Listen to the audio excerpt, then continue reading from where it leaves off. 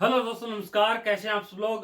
मैं उम्मीद करता हूँ आप सब लोग अच्छे होंगे। आज अपन इस वीडियो में चर्चा करेंगे वो जेडीएस वैकेंसी के बारे में चर्चा करेंगे। ग्रामीण डाक सेवा की आपकी न्यू वैकेंसी है, जिसमें क्या क्या होता है, एग्जाम होगा या फिर नहीं होगा, जिसके फॉर्म कब से स्टार्ट हो जाएंगे, जिसका फुल नोटिफिकेशन है वो आउट हो चुका है। इन तमाम बातों पे चर्चा करूंगा। इसमें सबसे पहले मैं आपको बता देता हूँ, इसमें आपका एग्जाम नहीं होगा। इसमें चयन प्रक्रिया होगी, यानी सिलेक्शन प्रोसेस होगा आपका, और वो ओनली फॉर 10th मार्कशीट के परसेंटेजों के आधार पर होगा। इनका कहना है कि हम उन स्टूडेंट को लेंगे जिनके 10th में सबसे अधिक परसेंटेज बने हैं।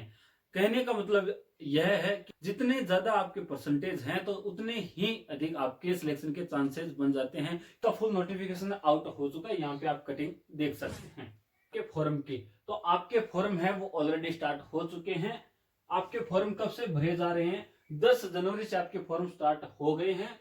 3 मार्च 2025 तक आपके फॉर्म भरे जाएंगे। अगर फॉर्म में बाय चांस कोई मिस्टेक हो जाती है, यानी गलती हो जाती है आपके नाम में, father's name, mother's name, date of birth में, तो आप 6-3-8-3 यानी 6 मार्च से लेकर के 8 मार्च तक आप इसमें करेक्शन कर सकते हैं।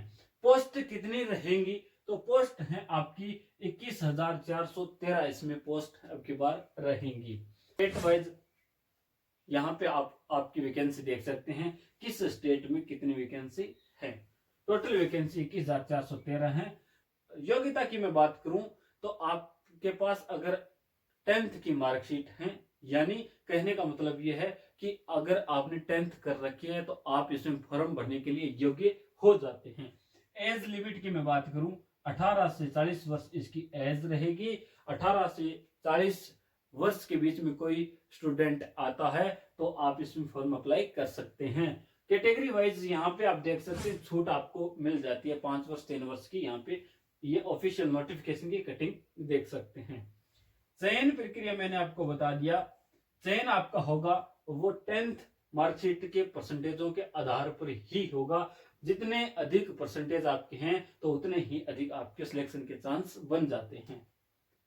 एग्जाम इसमें नहीं होगा, यह भी मैंने आपको बता दिया। परसेंटेजों के आधार पर इसमें चयन होगा। अब एक सबसे बड़ा डाउट है आपका कि कुछ मार्कशीट ऐसी हैं जिसमें परसेंटेज दिखाए गए हैं, कुछ मार्कशीट ऐसी हैं जिसमें ग्रेड दिखाई गई है, A grade, B grade, C grade, D grade. कुछ परसेंटेज ऐसे हैं जिसमें सीजीपीए दिखाया गया है।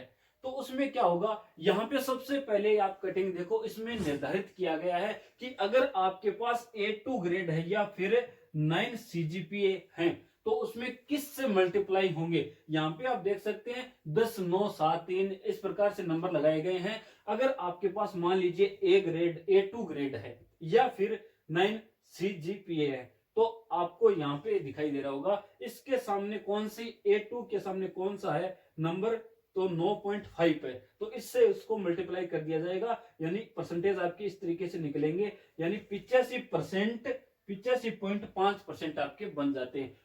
अगर सीजीपीए अगर आपकी मार्कशीट में है या फिर ग्रेड है तो आपको इस प्रकार से मल्टीपल करके ये परसेंटेज ऑटोमेटिक निकाल लेते हैं। उसमें आपकी कोई दिक्कत नहीं होगी, ये बात क्लियर हो चुकी होगी। 3 प्रकार की इसमें पोस्ट हैं। एक है बीपीएम यानी ब्रांच पोस्ट मास्टर, एक है एबीपीएम यानी असिस्टेंट ब्रांच पोस्ट मास्टर, एक है डाक सेवक। 3 प्रकार की इसमें पोस्ट अब की बार आई है। अदर क्वालिफिकेशन की मैं बात करूं तो आपके पास कंप्यूटर का थोड़ा बहुत नॉलेज आपको होना चाहिए, यानी साइकिल आपको चलानी आनी चाहिए। ये अदर्स में ये तो सभी को लगभग लगभग होती ही है। मैं बात करता हूं ये वैकेंसी सरकारी है या फिर प्राइवेट है या फिर संविदा है। तो मैं बात करूं, ये एक सेंट्रल गवर्नमेंट की तरह आपको अलाउंसेस देगी। सेंट्रल गवर्नमेंट के तरीके से ही आप इसमें काम करेंगे। इसमें सेंट्रल गवर्नमेंट आपको अपना एम्प्लॉय है वो नहीं मानती है, ये स्पष्टीकरण नोटिफिकेशन में कर दिया गया है। लेकिन आपको हटाएगा कोई नहीं, आपको काम तो रेगुलर की तरह ही करना होगा। सेंट्रल गवर्नमेंट ये चाहती है, अपने ऊपर ये भार नहीं रखना चाहती कि ये परमानेंट एम्प्लॉय है हमारे, तो आपको काम लगभग लगभग करना है। कोई रिटायर इसमें कोई आपको करेगा नहीं।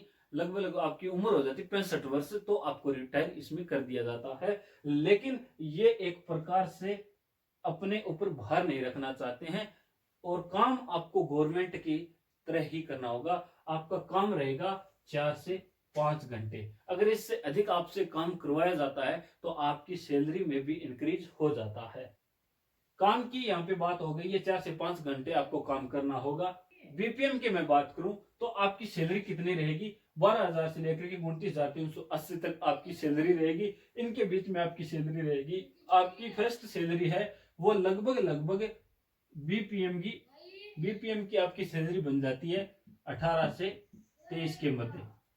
और ऐसे ही एबीपीएम और डाक सेवक की 10,000 से 24,470 के बीच में आपकी रहेगी। और इसमें अलाउंसेज वगैरह करके इसमें भी आपकी 15 प्लस सैलरी बन जाती है।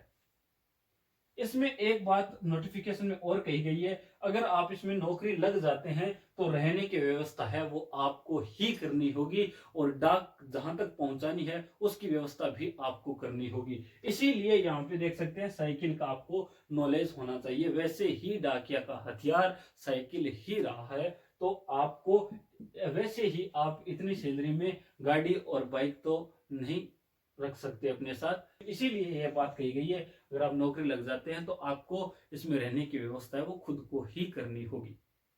और भी इसमें कोई आपका डाउट रह जाता है तो आप कमेंट बॉक्स में कमेंट कर सकते हैं। जय हिंद, जय भारत।